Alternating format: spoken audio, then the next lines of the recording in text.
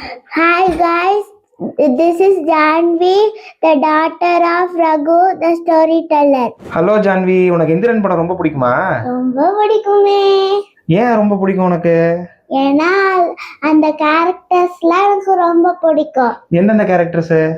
எனக்கு டாக்டர் வசீகரனும் சிட்டியும் நிலாவும். அந்த சிட்டியும் நிலாவும் அவர் உருவாக்குன ரோபோட். அது எனக்கு சிட்டி தான் ரொம்ப பிடிக்கும். ஏன் உனக்கு சிட்டி ரொம்ப பிடிக்கும்? ஏன்னா அது ஃபைட் பண்ணும், டான்ஸ் பண்ண, அது பண்றது எல்லாமே எனக்கு பிடிக்கும். அப்படியா? ஆமா. சூப்பர். உனக்கு சனா ரொம்ப பிடிக்குமா? பிடிக்குமே. சனா கிட்ட உனக்கு ரொம்ப பிடிச்ச விஷயம் என்ன? அது அவங்க டாக்டர் வசீகரனும் சனாவும் காதல் அணுக்கள் பாட்டு போட்டது எனக்கு ரொம்ப பிடிக்கும். ஆமா, பூம் பூம் ரோபோட பாட்டு அடிக்கடி பாப்பல்ல, அதுல என்ன வரும்? அதுல சிட்டி வரும், சனா வரும், அது எல்லாமே எனக்கு பிடிக்குமே. ஆமா மேடம், எந்திரன் படத்தை எத்தனை தடவை பாத்தீங்க? 20. ஆமா, நீ சொன்ன நிலா இருக்குல்ல, அது ஃபர்ஸ்ட் பார்ட்ல வருமா செகண்ட் பார்ட்ல வருமா? செகண்ட் பார்ட்டும் பிடிக்குமா? ஆனா ஃபர்ஸ்ட் பார்ட்டா செகண்ட் பார்ட்டா இது ரொம்ப பிடிக்கும்? First part. அப்படிங்களா? Thank you. Bye bye. என் பொண்ணு பொய்யெல்லாம் சொல்லல, நிஜமாவே எந்திரன் படத்தை அவ 20 தடவை பார்த்திருக்கா. ஏன்னா சிறுசுல இருந்து பெருசு வரைக்கும் யாரோட ஃபேனா இருப்பாங்கன்னு நம்ம எல்லாருக்குமே தெரியும். ஓகே, இந்த வீடியோக்குள்ள போலாம். அக்டோபர் 1, 2010க்கு அப்புறம் எத்தனையோ பேன் இண்டியன் ஃபிலிம்ஸ் வந்திருக்கு. அதில் பாகுபலி 2 படத்தை தவிர மிச்சம் இருக்கிற எல்லா பேன் இண்டியன் படத்தை விட 100% கிராஃப்ட்லேயும் பிரம்மாண்டத்துலேயும் மியூசிக்லேயும் ப்ரெசன்டேஷன்லேயும் பெட்டர் நம்மளோட எந்திரன். இப்போ தமிழ் சினிமா இருக்கிற நிலைமைக்கு நோ கம்பேக்ஸ், ஒன்லி த்ரோபேக்ஸ். அதனால் 15 years ஆஃப் எந்திரன் அப்படிங்கிற ஒரு விஷயத்தோட நான் வந்திருக்கேன். அந்த படத்தில் எனக்கு நிறைய மெமரிஸ் இருக்குது. அதில் எனக்கு ரொம்ப பிடிச்ச முக்கியமான மெமரிஸை உங்ககிட்ட ஷேர் பண்ணுறேன். தமிழ் சினிமா உலகம் அண்ட் லிட்ரேச்சர் உலகம், இது ரெண்டுத்துலேயுமே அசைக்கப்பட முடியாத ஒரு நேம் தான் ரைட்டர் சுஜாதா. என்னை பொறுத்த வரைக்கும் அவர் தான் all time best writer of Tamil cinema அப்படின்னு நான் சொல்லுவேன். அவர் டயலாக் எழுதின படம்லாம் ரொம்ப கம்மி, ஆனால் அந்த இம்பேக்ட் ரொம்ப ஜாஸ்தி. அவர் எப்பயோ எழுதின என் இனிய எந்திரா அப்படிங்கிற ஒரு ஷார்ட் ஸ்டோரியை ஒரு ஃபீச்சர் ஃபிலிமாக ஆக்கணும் அப்படின்றது சங்கரோட ட்ரீம். சும்மாவே தலைவனை கையில் பிடிக்க முடியாது, பிரம்மாண்டத்தில் எங்கேயோ போவார். இது அவரோட ட்ரீம் ப்ராஜெக்ட் வேற, எப்படி செதுக்கியிருப்பாரு. இந்த படம் ரைட்டிங், டெக்னிக்காலிட்டி, பிரம்மாண்டம், இது எல்லாத்துலேயுமே ரொம்ப பீக்காக இருக்கணும் அப்படின்னு டிசைட் பண்ண சங்கர் அவர் ஃபர்ஸ்ட் அப்ரோச் பண்ண ஆக்டர் டாக்டர் கமல்ஹாசன்.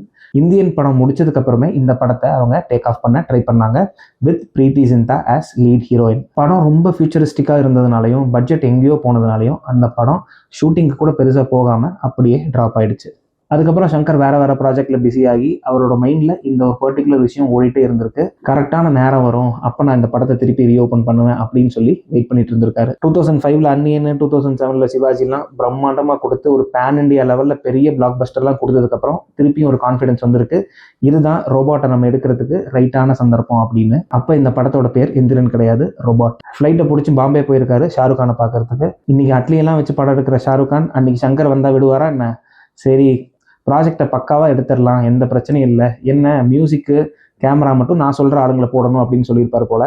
எனக்கு இந்த வம்பே வேண்டான்னு சொல்லி அப்படியே ரிட்டன் வந்துட்டார் சங்கர். ரிட்டன் வந்து அவர் பண்ண ஃபஸ்ட்டு வேலை தலைவருக்கு ஃபோன் பண்ணி எந்திரன் படத்தை நாம பண்ணலாம் அப்படிங்கிறது தான். Then as they say the rest is history. 2006 to 2011 கலைஞரோட ஆட்சியில் எனக்கு ரொம்ப ரொம்ப பிடிச்ச ஒரு விஷயம், தமிழில் பட டைட்டில் இருந்தால் அந்த படத்துக்கு வரி விலக்கு கிடைக்கும் அப்படின்றது. அதனால் ரோபோட் அப்படிங்கிற அவரோட படத்தோட நேமை எந்திரன் அப்படின்னு மாற்றிடுறாங்க. அந்த டைமில் ரொம்ப பீக்காக எல்லா படமும் ப்ரொடியூஸ் பண்ணிட்டு இருந்த ஐங்கரன் தான் இந்த படத்துக்கு இனிஷியலாக ப்ரொடியூசராக இருந்தாங்க. இப்போ இருக்கிறவங்களுக்கு புரியுற மாதிரி சொல்லணும்னா அந்த காலத்தில் லைக்கா அப்படின்னு சொல்லலாம். படம் சன் பிக்சர்ஸ்க்கு கை மாறினதுக்கு ரொம்ப ரொம்ப முக்கியமான காரணம் தலை அண்ட் தளபதி. என்னன்னா சம்மந்தமே இல்லாமல் இருக்கு அப்படின்னு நினைக்கிறீங்களா? நிஜமாவே அதாங்க உண்மை. அண்ணனை வச்சு எடுத்த ஏகன், தம்பியை வச்சு எடுத்த வில்லு, இந்த 2 படமும் அற்ற ஃப்ளாப் ஆனதுனால ஐங்கரன் கம்ப்ளீட்டாக ஊற்றி மூடி இனிமேல் என்னால் படமே எடுக்க முடியாதுன்னு சொல்லி அந்த படம் அப்படியே நின்றுச்சு. சன் பிக்சர்ஸ் உள்ளே வந்ததுக்கப்புறம் அந்த படத்தோட கலரே கம்ப்ளீட்டாக மாறிடுச்சு. Number 1 hero, number 1 director, number 1 heroine, number 1 music director, இந்த 4 பேர் கூட நம்பர் 1 ப்ரொடக்ஷன் கம்பெனியான சன் பிக்சர்ஸும் சேர்ந்துட்டாங்க. இந்த மீம் டெம்ப்ளேட்ல 3 டிராகன் வர மாதிரி இருக்கும்ல, இதுல 5 dragon. Out of all the first look posters I have ever seen since my childhood, Enthiran படத்தோட ஃபர்ஸ்ட் லுக் தான் எனக்கு ரொம்ப ரொம்ப பிடிக்கும். அரட்டி விட்டாரு சங்கர். வழக்கமா பாய்ஸ் மாதிரி ஒரு படம் எடுக்கிறதுக்கு 2 வருஷம் பண்ற சங்கர் இந்த படத்தை சர்ப்ரைசிங்லி 1.5 வருஷத்துலேயே கம்ப்ளீட் பண்ணிட்டாரு. ஒரு ஸ்டேஜில் தலைவர் சொல்லுவார், சங்கர் பயங்கர ஸ்பீடாக ஷூட்டிங் பண்ணிட்டு இருக்காரு, எந்திரன் படம் 85% ஆஃப் த ஷூட் முடிஞ்சது அப்படின்னு. அன்னிலிருந்து அந்த படத்துக்கு வந்த ஹைப்பு, அந்த பில்டப்பு ஒவ்வொரு நாளும் எங்கேயோ போயிட்டு இருந்தது. அதுக்கு ரொம்ப ரொம்ப முக்கியமான ஒரு சாம்பிள் எந்திரன் ட்ரெய்லர். ரசிகர்களுக்காக தனியாக ஒரு ஷோவே அரேஞ்ச் பண்ணி எந்திரன் ட்ரெய்லரை ரிலீஸ் பண்ணுறோம் அப்படின்னு சொல்லி பயங்கரமாக கலாட்டா பண்ணி அந்த படத்தோட ட்ரெய்லரை தேட்டர்ஸில் ரிலீஸ் பண்ணாங்க. எனக்கு நல்லா ஞாபகம் இருக்குது, கோவை சாந்தி தேட்டரில் எந்திரன் ட்ரெய்லர் ரிலீஸ் ஆனப்போ ஒரு பெரிய எம்எல்ஏவோ ஒரு பெரிய எம்எல்ஏவோ ஒரு மந்திரியோ வந்து அந்த லான்ச் பண்ணி விட்டு போனாங்கன்னு நினைக்கிறேன். எனக்கு எக்ஸாக்டாக அவங்க நேம் ஞாபகம் இல்லை. சாந்தி தேட்டர் இருக்கிற அந்த ரயில்வே ஸ்டேஷன் ரோடு, அந்த கோயம்புத்தூரில் இருக்கிற அந்த கேஜி சர்க்கிள் கம்ப்ளீட்டாக ரோடெல்லாம் பிளாக் ஆகி எல்லா டிராஃபிக்கும் ஜாம் ஆகி அந்த ட்ரெய்லர் வந்த டைமோட சம்பவமே தனி. ஒரு படத்தோட ட்ரெய்லர் எவ்வளோ பிரம்மாண்டமாக இந்தியன் சினிமாலேயே வரல அப்படிங்கிற மாதிரி இருந்தது அந்த trailer. Followed by audio launch மலேசியாவில் நடந்தது. சிம்பு, வடிவேல், விவேக் இவங்கெல்லாம் தான் அந்த ஆடியோ லான்ச்சோட ஹைலைட்ஸு. சரி, படத்துக்கு வருவோம். ஓவராலாக படத்தில் பார்த்தா டெக்னிக்கலி தலைவர் வந்து டுவல் ரோலு. ஆனால் உண்மையாகவே ஒருத்தர் தான் மனுஷன், இன்னொருத்தர் ரோபோ அப்படின்னு நம்ப வைக்கிற அளவுக்கு சங்கரோட டெக்னிக்கல் ஸ்ட்ரென்த்து இருக்கும். ஒரு காம்ப்ளிகேட்டடான சயின்ஸ் ஃபிக்ஷன் மூவி, ஆனால் பாமர மக்களுக்கும் போய் ரீச் ஆகிற மாதிரி ஒவ்வொரு விஷயத்தையும் அழகாக எக்ஸ்பிளைன் பண்ணி படத்தை எடுத்திருப்பாரு. அந்த ரங்கூஸ்கி சீன்லாம் எனக்கு தேட்டரில் பார்க்கும்போது என்னடா கிரிஞ்சா இருக்கே அப்படின்னு நினச்சிட்டு இருந்தேன். ஆனால் அந்த சீனை பிஎன்சி ஆடியன்ஸ்க்காகவே வச்சிருக்காரு சங்கர் அப்படின்னு சொல்லி கேவி ஆனந்த் லேட்டராக ஒரு பேட்டியில் சொல்லியிருந்தாரு. அதுதான் சங்கரோட ஜீனியஸ். அன்ஃபார்ச்சுனேட்லி பாதி ரைட்டிங் அப்போவே சுஜாதா சார் இறந்துட்டாரு. ஆனாலும் 50% ஆஃப் த மூவி அவரோட கான்ட்ரிபியூஷன் ரைட்டிங்கில் இருந்திருக்கு. மிச்சம் இருக்கிற ரைட்டிங்கை மதன் கார்கி அண்ட் சங்கர் எழுதியிருக்காங்க. இந்த படத்தின் மூலமாக தமிழ் சினிமாவுக்கு கிடைச்ச மிகப்பெரிய பொக்கிஷம் தான் Madhan Karky. Not just Tamil cinema, Indian சினிமாக்குன்னே சொல்லலாம்.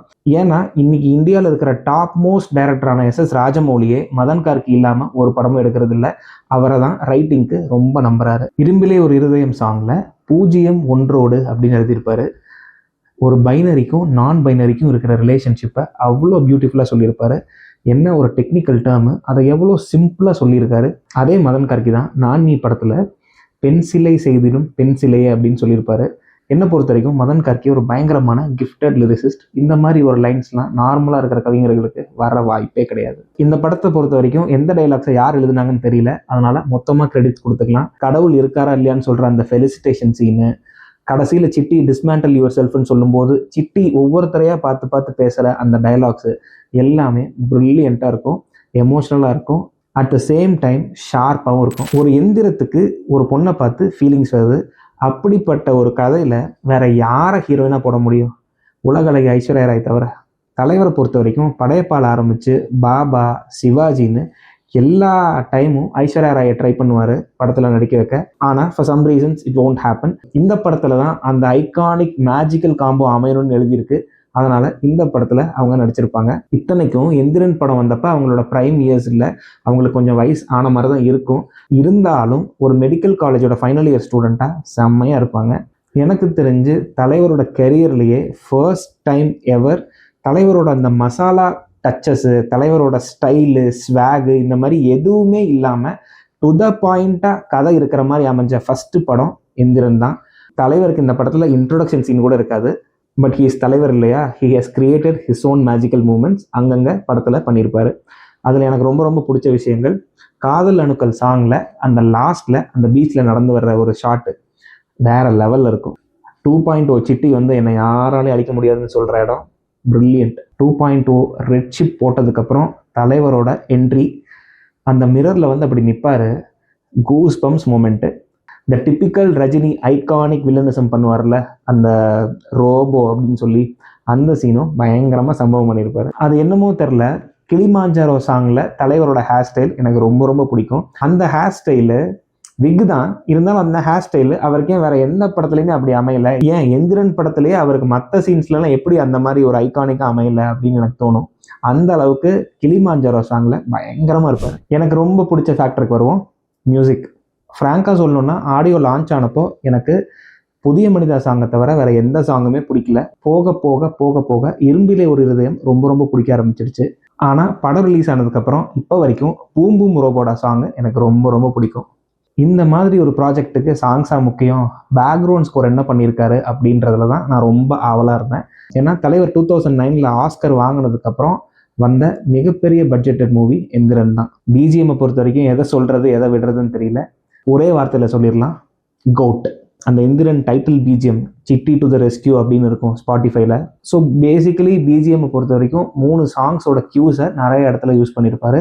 ஒன்று புதிய மனிதா. அந்த புதிய மனிதா சாங்கில் எத்தனை லேயர்ஸை தான் கிரியேட் பண்ணுவாருன்னு தெரியாது, அந்த அளவுக்கு பயங்கரமாக சம்பவம் பண்ணியிருப்பாரு அந்த சாங்கை. சிட்டி அண்ட் சனா போர்ஷன்ஸ்க்கு இரும்பிலே ஒரு இருதயம் சாங்கோட கியூஸ் எடுத்திருப்பாரு.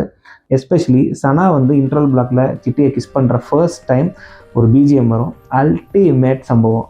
90s கிட்ஸ் எல்லாம் 2023க்கு முன்னாடியே ஹுக்கும் பிஜிஎம்மை ஃபீல் பண்ணுற மாதிரி 2.0 ரெட்ஷிப் இன்ஸ்டாலேஷன் சீன் அப்போ ஒரு பிஜிஎம் வரும். உண்மையான கிங்ஸ் என்ட்ரி அப்படின்னா அந்த பிஜிஎம் தான். ரீசெண்டாக தான் ரொம்ப பெரிய ரிக்ரெட் ஒன்று வெளியே வந்தது.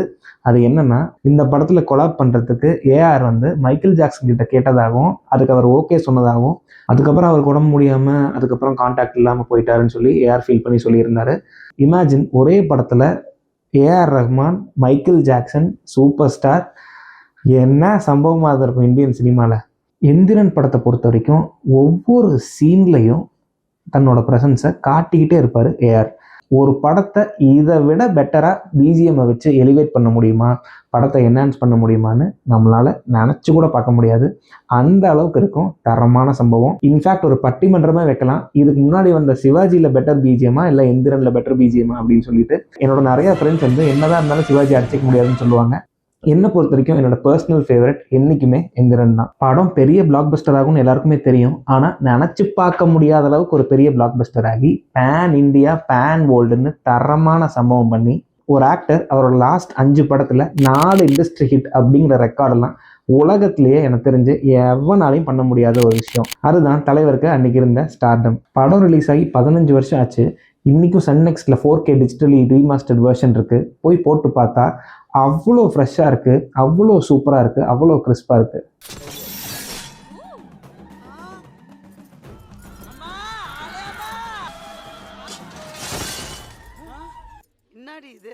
ஃபஸ்ட்டு சீனில் சொன்னேன்ல ஷாருக் கானை வச்சு இந்த படம் எடுத்துருக்கணும்னு, அது நடக்காததுனால இந்த படம் ஹிட் ஆனதுக்கப்புறம் நானும் இதே மாதிரி ஒரு படம் எடுப்பேன்னு சொல்லி வீம்புக்குன்னு ராவன் அப்படின்னு ஒரு படம் எடுத்து அதில் சிட்டியை வேற கெஸ்ட் ரோல் பண்ண வச்சு படம் அட்டர் ஃப்ளாப்பு, கேவலமாக இருக்கும். இத்தனைக்கும் எந்திரனோட பல மடங்கு பட்ஜெட்டில் அந்த படம் ஜாஸ்தி. அதனால தான் இந்தியாவில் இருக்கிற டாப் மோஸ்ட் பெரிய டைரக்டர்ஸ் எல்லாமே சொல்கிற விஷயம், தமிழ் சினிமாவில் இருக்கிற டெக்னிக்கல் ஸ்ட்ரென்த் வேறு எந்த இண்டஸ்ட்ரியிலையும் கிடையாது அப்படின்னு. எந்திரனை பற்றி கடைசியாக ஒன்று சொல்லணும் அப்படின்னா, தமிழ் சினிமாவை பொறுத்த வரைக்கும் ஒரே ஒரு சந்திரலேகா, ஒரே ஒரு பராசக்தி, ஒரே ஒரு நாயகன், ஒரே ஒரு பாஷா, ஒரே ஒரு எந்திரன். டாட்.